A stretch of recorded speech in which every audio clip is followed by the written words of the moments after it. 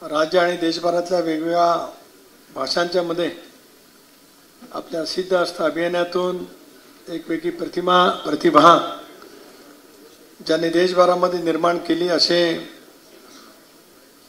सर्वांचे लाडके अभिनेते सयाजी शिंदे यांच्या 66व्या वाढदिवसाच्या निमित्ताने राज्यभर 1 लाख झाडे लावून जो काय त्यांचा सन्मान या ठिकाणी करतो आहोत। ज्यांच्या शुभ असते त्यांना अंतःकरणापासून आम्ही सारेजण शुभेच्छा देण्यासाठी या ठिकाणी उपस्थित आहेत।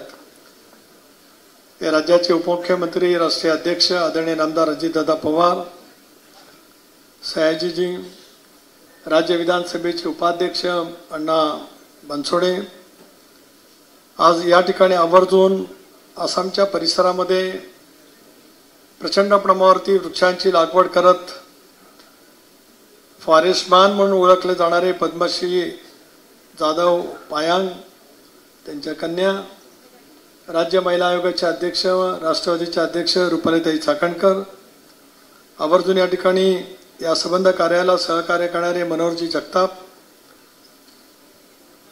सर्व पत्रकार मित्र, सयाजी शिंदेंच्या समवेत दीर्घकाळ या क्षेत्रामध्ये काम करणारे सर्व सन्मान्य मान्यवर, उपस्थित पिंपरी चिंचवडचे मोजकेच पण वृक्षावरती प्रेम करणारे वृक्षप्रेमी नागरिक बंधू भगिनी आणि सहकारी मित्रांनो, सुरुवातीलाच आपल्या सारांच्या वतीने राष्ट्रवादी काँग्रेस पक्षाच्या वतीने अभिनेते श्री सयाजी शिंदे यांच्या अंतःकरणापासून मी शुभेच्छा देतो।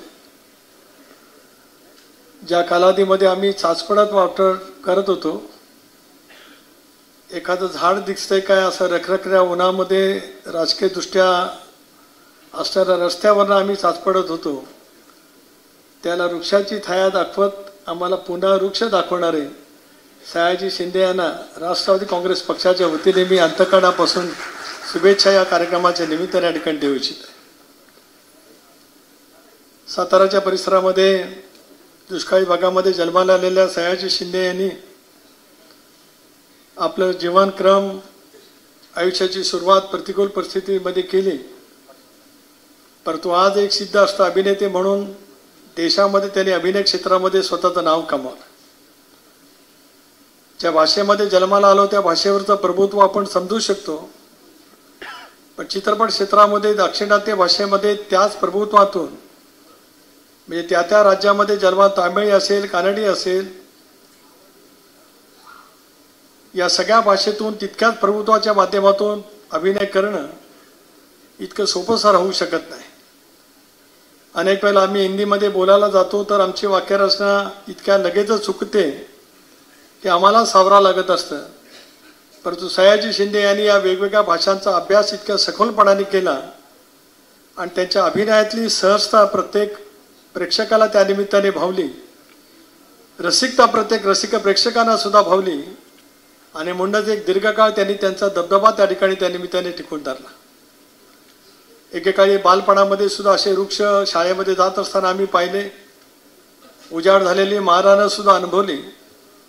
संवेदनशील मनाच्या असलेल्या सयाजी शिंदेना हेच भावलं आणि म्हणून अभिनयाच्या क्षेत्राबरोबरच वृक्ष क्षेत्राकडे सुद्धा त्यांनी लक्ष देण्याचा त्या निमित्ताने प्रयत्न केला। त्याच्यातून सह्याद्री देवराई नावाची संस्था त्यांनी उभी केली आणि महाराष्ट्राच्या कानाकोपऱ्यामध्ये एक सामाजिक चळवळ त्यांनी उभा करण्याचा प्रयत्न केला। सामाजिक चळवळीचा अर्थ असा की ज्या चळवळीमध्ये सामान्यातला सामान्य माणूस त्याच अंतरंगातून सहभागी होऊ शकतो, समरस होऊ शकतो, अशी चळवळ अलीकडच्या कालावधीमध्ये कमी होत असताना वृक्षप्रेमीची एक नवीन चळवळ त्यांनी उभी करण्याचा महाराष्ट्रामध्ये प्रयत्न केला। त्याचा टप्प्याटप्प्याने यश निर्माण झालेलं तुम्ही आम्ही पाहू शकतो। 66व्या वाढदिवसाच्या निमित्ताने त्यांच्या आयुष्यातल्या सेवालोकन ते जरूर करत असतीलच, पण उद्याच्या कालावधीमध्ये नेमकं आपल्याला काय करायचं आहे, व्यक्तिगत जीवनामध्ये काय करायचं आहे, त्याच्यापेक्षा ज्या परिसरामध्ये जन्माला आलो, ज्या राज्यामध्ये जन्माला आलो त्या परिसरामध्ये सुद्धा अधिक आपण हिरवळ कशी निर्माण करू शकतो याचाच एक ध्यास घेतलेले ध्येय वेळ असलेले सयाजी शिंदे आज अतिशय उत्तम पद्धतीने तुम्हाला सर्वांनाच या वृक्ष लागवडीची एक तऱ्हेची आपुलकी आपल्या मनामध्ये निर्माण करून थांबत नाही, तर आपणही त्याच्यामध्ये त्याच आत्महत्येने सहभागी व्हावा अशी त्यांची विचारधारा त्या ठिकाणी राहते। मला आनंद एका गोष्टीचा वाटतो की आज आपलाही 66वा वाढदिवस, दादांचाही 66वा वाढदिवस आम्ही नुकताच त्या ठिकाणी साजरा केला। दोघेही एकाच सालामध्ये जन्माला आलात आणि दोघांची झाडांवरची वृक्षांच्या वरती असलेलं प्रेम हे सगळेजण उभा महाराष्ट्र अनुभवत आहोत।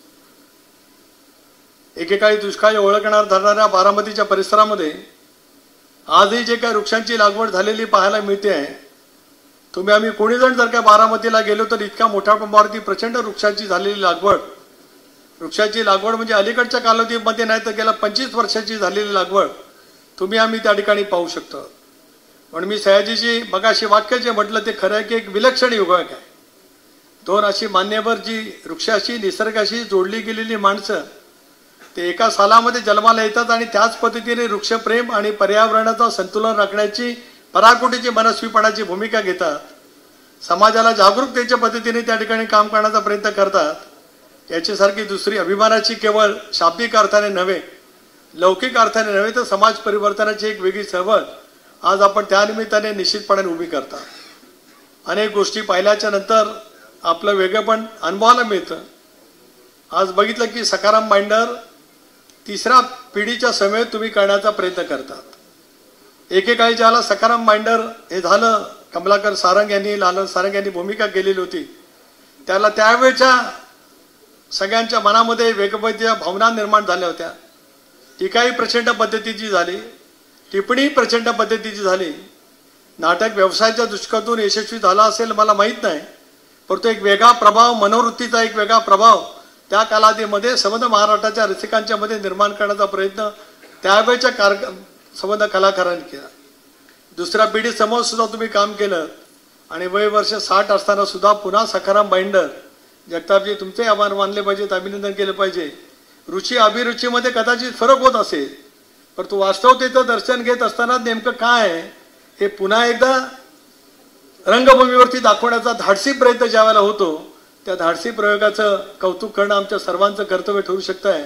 तुमचं अभिनंदन करतो, पण सयाजीजी तुमचं अभिनंदन करण्यासाठी माझ्या शब्द भांडारामध्ये आज शब्द या ठिकाणी नाहीत आणि मला विश्वास आहे याच पद्धतीने काम करण्याची मनोभूमिका घेतल्याच्या नंतर एक नवी वृक्ष लागवडीची चळवळ संबंध महाराष्ट्रामध्ये उभी राहत असतानाच एक संस्मरणीय अविस्मरणीय असं काम निश्चितपणाने पाहायला मिळेल। राष्ट्रीय महामार्गाचे आज आपले गडकरी साहेब दृश्य प्रणालीच्या मार्फत कदाचित सहभागी झाले असतील, त्यांची आपली भेट झाली आणि राष्ट्रीय महामार्गावरती सुद्धा अनेक वेळा पाहायला मिळतं की रस्त्याचं रुंदीकरण अपरिहार्य आहे, वाहतूक प्रचंड प्रमाणावरती वाढत आहे। अशा वेळेला वृक्षतोड अपरिहार्य होते, त्यावेळेला तीच वृक्ष पुन्हा कशी लागवड करू शकतो याचा तुम्ही केलेला प्रयत्न छोट्याशा चित्रफितीच्या माध्यमातून आम्ही सगळेजण त्या ठिकाणी अनुभवतो आहोत आणि मला विश्वास आहे की आपल्या या एका चांगल्या चळवळीच्या माध्यमातून पुन्हा एकदा महाराष्ट्रामध्ये अशाच पद्धतीची वृक्ष राजी रानमन अतिशय निश्चितपणाने फुलत राहील। आपल्याला उदंड आयुष्य, निरामय आयुष्य लाभो आणि लाभलेल्या आयुष्यामधून अशाच पद्धतीची समाजाची प्रेरणा घेत नव्या पिढीला सुद्धा निसर्ग आणि वृक्ष याच्याकडे त्याच पद्धतीने सहभागी घेण्याची तुमची विलक्षण पद्धतीची हातोटी आम्ही सगळेजण निश्चितपणाने त्या ठिकाणी अनुभवू अशाच भावना या कार्यक्रमाच्या निमित्ताने या ठिकाणी व्यक्त करतो। सह्याद्री देवराई, सह्याद्री म्हणजे आपलं सह्याद्रीचं कडेपठार, ज्या कडेपठारावरती आज इको सेन्सिटिव्ह झोन त्या ठिकाणी लावला गेलेला आहे। पर्यावरणाच्या असमतोलाच्यामुळे निर्माण होणारे नैसर्गिक प्रश्न सोडवण्याची ताकद निसर्ग पुन्हा निर्माण करतो आहे। त्या निसर्ग निर्मितीसाठी तुम्ही जे काही झटतात याच्याबद्दल पुन्हा एकदा आपलं अभिनंदन या ठिकाणी करतोय। जाता जाता मी एवढंच सांगेन की 8 महिन्यापूर्वी झालेल्या निवडणुकीच्या माध्यमातून आपण आमच्या सर्व विधानसभा मतदारसंघामध्ये फिरलात, स्टार प्रचारक म्हणून फिरलात। अनेक वेळा आपली देहबोली, आपले वाक्य वेगवेगळ्या भाषांमध्ये आपण केलेलं जनतेला आव्हान इतक्या मोठ्या प्रमाणावरती त्या ठिकाणी भावलं की आमच्या विजयामध्ये तुमचा सिंहाचा वाटा होता आणि उद्याच्या भविष्यामध्ये सुद्धा राहील एवढा विश्वास या ठिकाणी व्यक्त करतो। आम्हा सारांच्या वतीने आपल्याला अंतःकरणापासून शुभेच्छा देऊन मी या ठिकाणी थांबतो। जय हिंद, जय महाराष्ट्र।